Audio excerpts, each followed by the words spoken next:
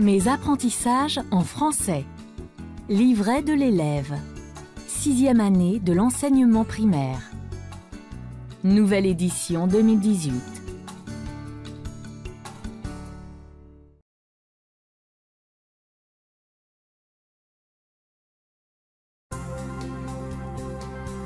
Unité 1, page 10. Premier jour d'école dans une classe.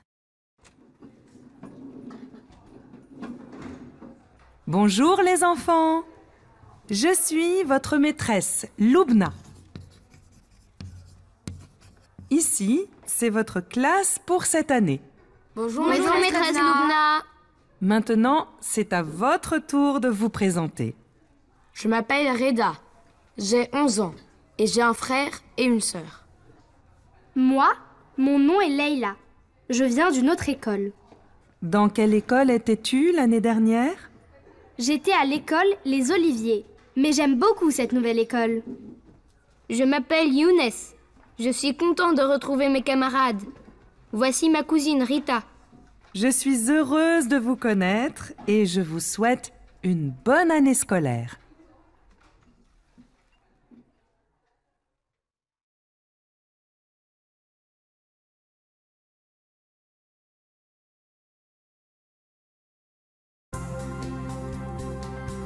Unité 2, page 24.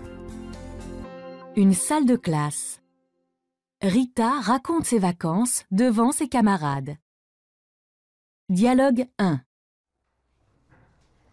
Bonjour mes camarades. Je vais vous parler de mon voyage à Marrakech. Quand es-tu allé à Marrakech?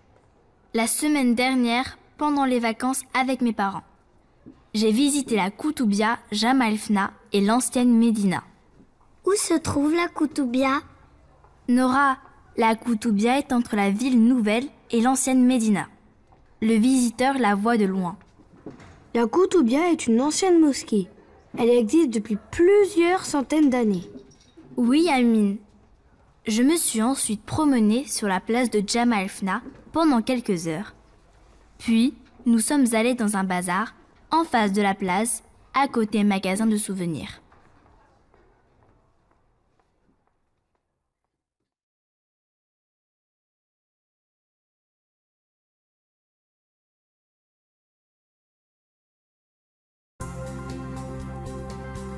Unité 2, page 40. Une salle de classe.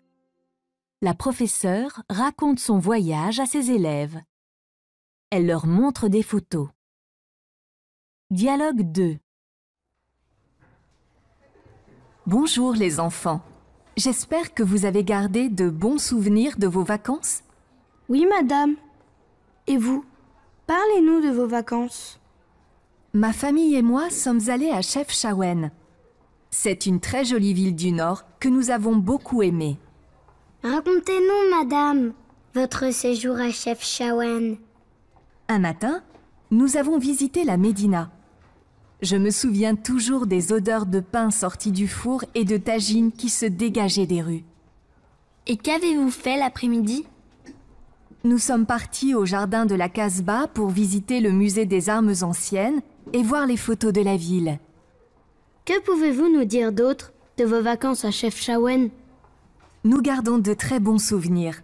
Nos enfants ont adoré la ville et nous comptons bien y revenir.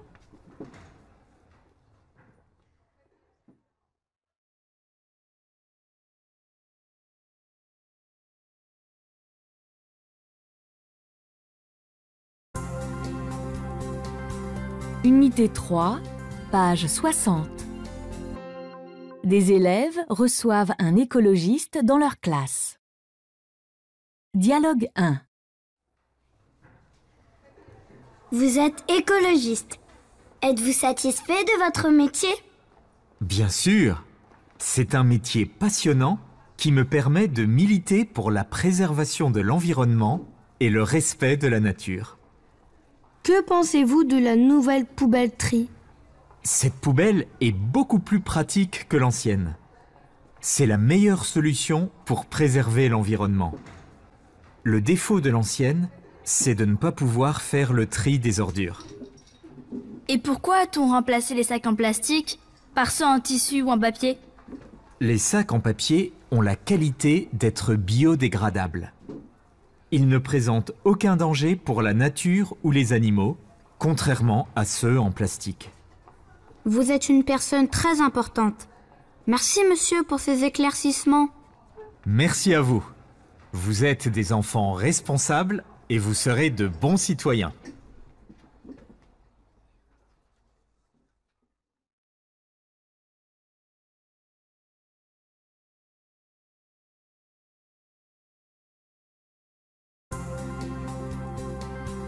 Unité 3, page 76.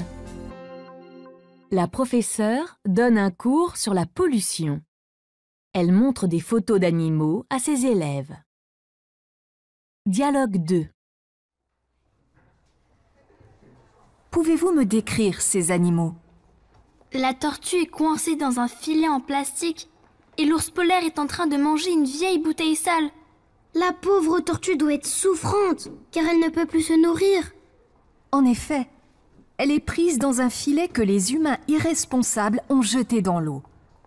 L'océan est très pollué. Les hommes rejettent dans la nature les eaux usées des usines qui se retrouvent ensuite dans les océans. Ils jettent également beaucoup de plastique, des sacs, des bouteilles, des filets. Et les animaux affamés les mangent? Comme cet ours car ils les prennent pour de la nourriture? C'est exact. Beaucoup d'animaux meurent car ils ont ingéré ce plastique nocif. Les dauphins ou les tortues, par exemple, peuvent confondre les sacs en plastique avec de la nourriture. Il faut réduire notre consommation de plastique et surtout ne pas jeter les ordures n'importe où pour limiter la pollution des océans.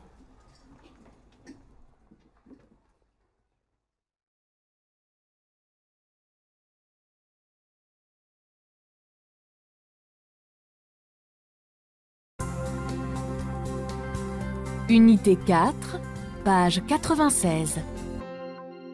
Un adulte rentre dans une pharmacie. Il demande des conseils à la pharmacienne. Dialogue 1. Bonjour madame. Je voudrais, s'il vous plaît, un médicament pour calmer mes douleurs de ventre. Expliquez-moi ce qui vous arrive. Je ne sais pas pourquoi, j'ai mal. Peut-être parce que j'ai beaucoup mangé hier soir. C'est sûrement à cause de cela. Quand on mange beaucoup le soir, on digère mal. C'est pourquoi il est conseillé de prendre un repas léger pour le dîner. C'est vrai. J'ai mangé un tagine et beaucoup de gâteaux. Montrez-moi où vous avez mal. J'ai mal à l'estomac. Est-ce que vous avez des nausées et des diarrhées? J'ai seulement des nausées. Vous semblez bien souffrir d'une indigestion. Voici un médicament. Si dans 2 jours vous avez encore des douleurs, allez consulter un médecin. Est-ce que je dois suivre un régime alimentaire? Pour vous rétablir plus rapidement, buvez beaucoup d'eau et prenez de la soupe le soir.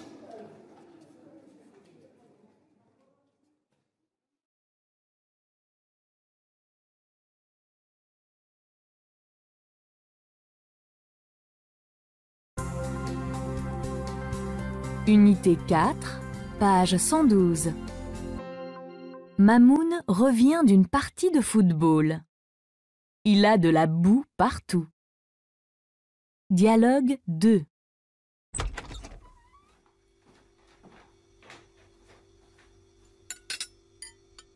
Maman, regarde Mamoun, il est tout sale. Tu risques de tomber malade si tu négliges ton hygiène corporelle. Tes mains sont pleines de microbes. Et c'est la source de toutes les maladies. Notre maîtresse nous a expliqué comment réduire la transmission des microbes. D'abord, avant chaque repas, il faut se laver les mains avec de l'eau et du savon et bien les frotter. C'est très important. Ensuite, il faut prendre un bain, au moins chaque semaine, pour garder son corps propre. Puis, il faut se couper les ongles pour éliminer toute saleté. Et enfin, après chaque repas, on doit se brosser les dents. Donc, Il faut avoir une bonne hygiène pour limiter toute transmission de microbes et réduire les risques de maladies. Oui, exactement. C'est-à-dire qu'il faut se laver les mains avant de manger, après avoir joué et aussi après être sorti des toilettes. D'accord. Maintenant, j'ai compris l'importance de l'hygiène corporelle.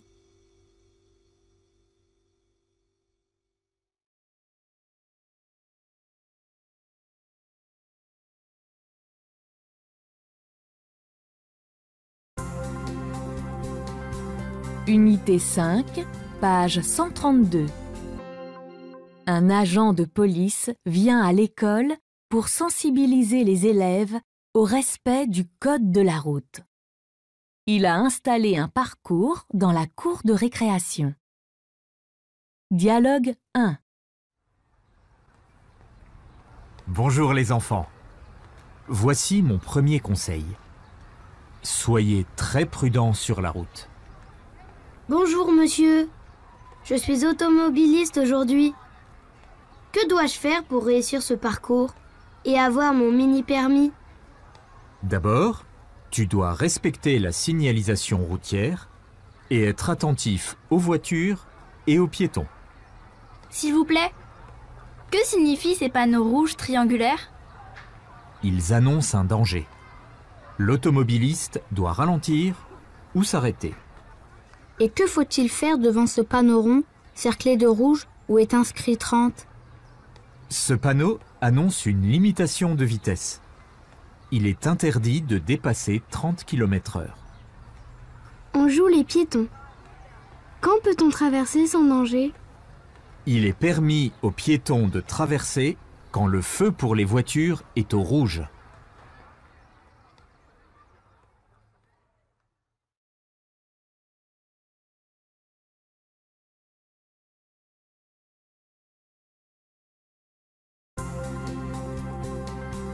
Unité 5, page 148. En classe, le professeur discute avec ses élèves au sujet de l'accident d'un enfant.